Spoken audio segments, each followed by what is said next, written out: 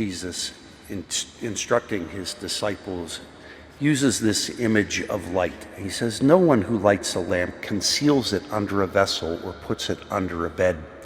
As many of you know, I used to be a missionary in Brazil in the Amazon, and there was no running water, there was no electricity, there was really nothing. And so I lived on a boat 2 months to 3 months out of the year and would travel on the Juruá River, and people would have Mass once a year if a priest was available. So arriving in a village that night before the Mass, we would have a vigil.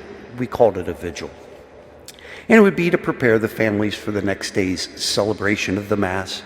And many a night I would sit and instruct people on how to say the Our Father, the Hail Mary, to try to encourage them to say the Rosary together, however they could pray each and every week. But because there was no electricity, the room would be illuminated by the light of a candle, and it was basically run off of diesel fuel. So I would give them diesel fuel so that they could gather in the evening. But I would hate to travel at night because it was dangerous. There could be logs hidden, underneath the water. And so if you ever had to travel at night, you would hope that the people would hear the noise of the engine and would put a little candle in the window.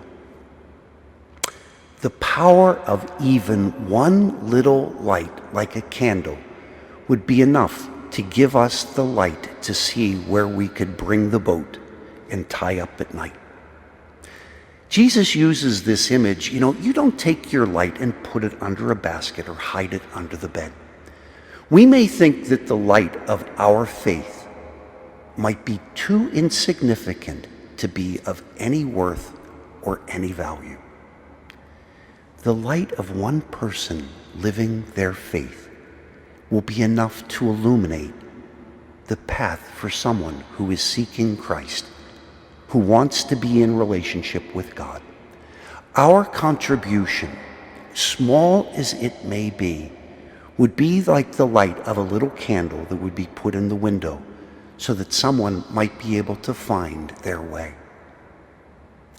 Christ has given us the light, and the light of Christ lives in each and every one of us. It's up to us not to put it under a vessel, to hide it under a bed, but to proudly live our faith, to proclaim that the mercy of God is close, that the love of Christ is given to us, and that we as members of this household of God might be able to illuminate the way for those who seek truth.